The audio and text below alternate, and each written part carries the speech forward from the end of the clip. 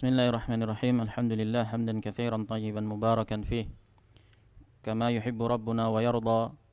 Wa asyhadu an la ilaha illallah wahdahu la syarika lah.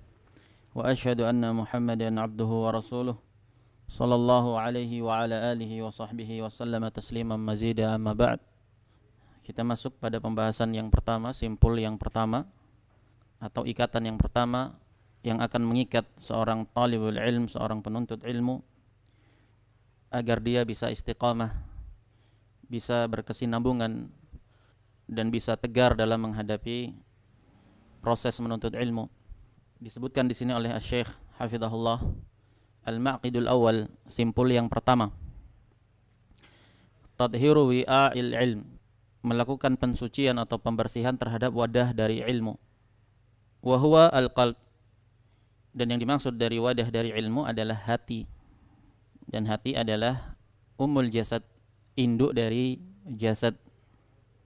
Sebagaimana dalam hadis, idza saluha al-jasadu kulluh. Apabila hati itu baik, maka baiklah seluruh jasadnya. Wa bihasabi taharatil qalbi yadkhuluhul ilm.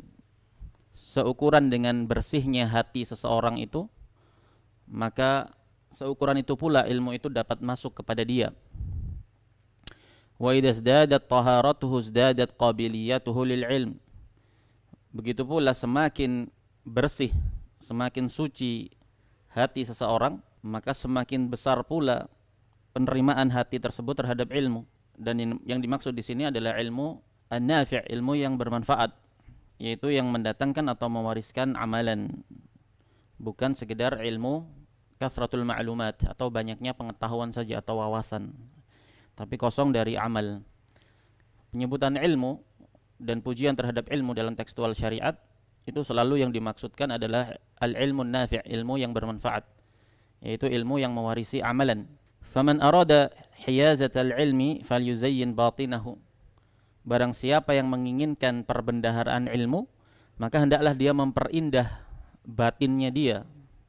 Wa yutahhir qalbahu min najasatihi, dan dia mensucikan hatinya dari kekotoran-kekotoran yang menajisi jiwa dia. Fal ilmu jauharun latifun. Ilmu itu adalah jauhar. Jauhar itu sesuatu yang berharga, sesuatu yang memiliki nilai tinggi. Fal ilmu jauharun latif. Jadi ilmu itu diibaratkan sebagai sesuatu yang sangat berharga. La yasluhu illa lil qalbin nadhif. Karena dia sesuatu yang sangat berharga dan bernilai tinggi, maka tidaklah layak, tidaklah pantas kecuali bagi pemilik hati yang bersih. Dan ini menunjukkan kepada kita betapa bersihnya dan betapa sucinya hati orang-orang pilihan, hati orang-orang terbaik dari umat ini. Begitu pula sebaliknya, betapa jeleknya, betapa kotornya hati dari orang-orang yang jelek, yang terkisahkan di dalam sejarah.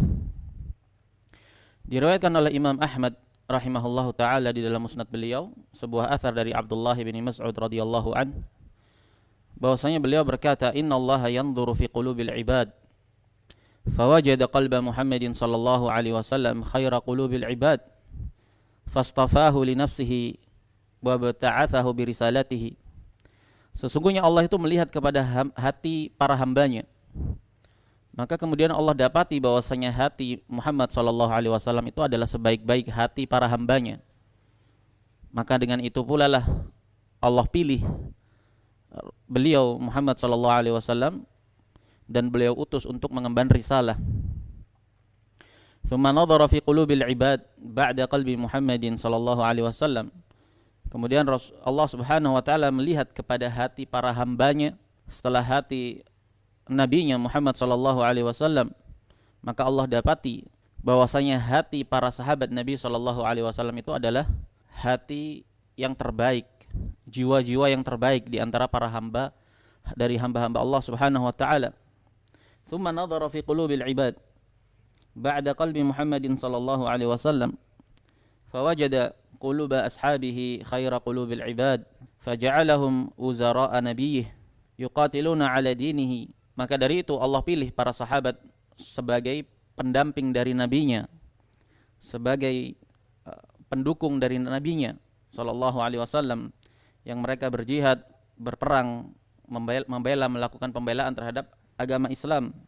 Ini menunjukkan bahwasanya orang-orang yang menjadi pilihan itu as-sabiqunal awwalun, orang-orang muhajir dan orang-orang ansar, dan para tabi'in yang mengikuti mereka dengan ihsan, dengan baik, mereka adalah orang-orang yang berhati bersih. Wa taharatul qalbi tarji'u ila aslaini 'azimain, dan kesucian atau kebersihan hati itu kembalinya kepada dua perkara yang agung, yaitu ahaduhuma taharatuhu min najasati asyubuhat. Kesucian atau bersihnya hati itu tadi dari kekotoran atau kenajisan syubuhat, perkara-perkara yang rancu, perkara-perkara yang penuh dengan kamuflase atau kesamaran. Karena syubuhat dinamakan dengan syubuhat dari syabah, serupa, ada keserupaan dengan al-haq. Maka karena ada keserupaan dengan al-haq itu dia menipu, memperdaya orang-orang yang lemah iman dan lemah ilmunya. Maka kesucian hati itu kembalinya kepada dua perkara yang agung. Yang pertama adalah taharatuhu min najasati syubuhat, bersih hati itu dari kekotoran-kekotoran syubuhat. Wal akharu taharatuhu min najasati syahawat, bersihnya atau sucinya hati itu dari kekotoran dan kenajisan syahwat. Sebagaimana yang disebutkan oleh Syekh Abdurrahman As-Sa'di, i'lam hudita anna afdhalal minan ilmun yuzilu syakka anka wad-daran. Katanya beliau, i'lam hudita, ketahuilah bahwasanya semoga Allah memberikan kamu hidayah, anna afdhalal minan, bahwasanya sebaik-baik anugerah itu ilmun, adalah ilmu, yuzilu syakka anka wad-daran, di mana ilmu itu akan menghilangkan darimu asyak, keraguan, wad-daran, dan kekotoran, kejelekan. Jadi ilmu itu kembalinya adalah membantu seseorang untuk dapat mensucikan hatinya dari kekotoran syubhat maupun kekotoran syahwat. Qala Syekh, wa idza kunta tastahi min nadhari makhluqin mithlika ila wasakhi thawbika fastahi min nadhari Allahi ila qalbik.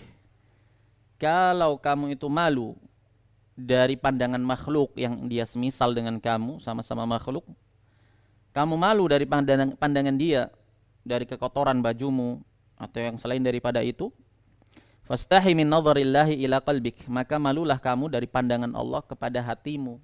Wa fihi ihanun wa balaya, sementara hatimu itu ada kekotoran-kekotoran, ada kejelekan-kejelekan, ada penyakit-penyakit yang tidak ada yang mengetahui kecuali Allah Subhanahu wa taala. Wa dzunubun wa khataya, dan dosa serta kekeliruan-kekeliruan. Fa fi sahih Muslim an Abi Hurairah radhiyallahu an, di dalam sahih Muslim dari Abi Hurairah radhiyallahu an, anna Nabiy sallallahu alaihi wasallam qaal, bahwasanya Nabi sallallahu alaihi wasallam bersabda, innallaha la yanzuru ila suwarikum wa amwalikum, sesungguhnya Allah itu tidak melihat kepada bentuk-bentuk rupa kalian maupun harta-harta kalian, walakin yanzuru ila qulubikum wa a'malikum, tapi Allah melihat kepada hati-hati kalian dan amalan-amalan kalian.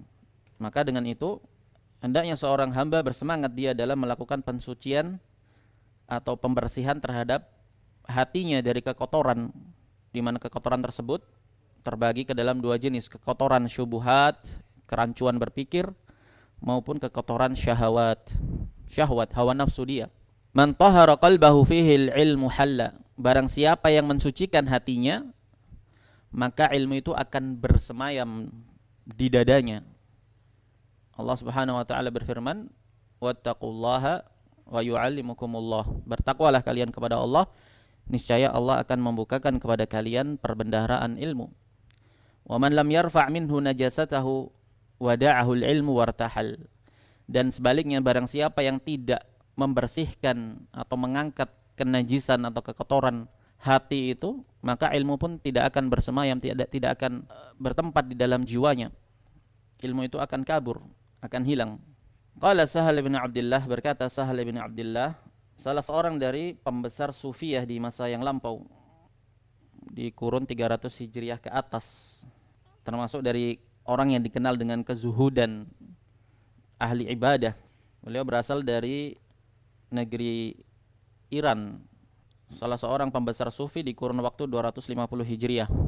Dan sufi jika diitlaqkan penyebutannya Itu jika yang dimaksudkan adalah sufi dari kalangan qudama, dari kalangan 300 tahun, dari masa 300 tahun Hijriah atau dari masa tahun 300 Hijriah ke atas, itu yang dimaksudkan adalah mereka para ahli ibadah yang meninggalkan hal-hal duniawi walaupun itu mubah, meninggalkan perkara-perkara duniawi dan fokus menaruh perhatian kepada peribadatan kepada Allah Subhanahu wa taala. Ini sufi di masa lalu. Walaupun akidah mereka sunni, hanya saja thariqah mereka, metode mereka itu mereka meninggalkan hal-hal keduniawian. Nah, yang sifatnya mubah karena fokus untuk beribadah kepada Allah Subhanahu wa taala. Adapun sufi di masa ini, maka mereka adalah gerbang atau gerbong dari segala kesyirikan maupun kebid'ahan. Jadi berbeda istilah penyebutan sufi jika yang dimaksud adalah sufi di masa lalu dan sufi di masa yang sekarang ini. Qala Sahal bin Abdullah, haramun ala qalbin an yadkhulahu nur. Haram bagi hati itu untuk bisa cahaya itu masuk kepadanya. Wa fihi, dan pada hati itu syai'un mimma yakrahuhullah. Sementara di dalam hati itu ada syai'un mimma yakrahullahu, dari apa yang Allah benci, seperti penyakit-penyakit hati. Naam, syubhat, syahwat, hasad, kesombongan, naam, dan yang selain daripada itu.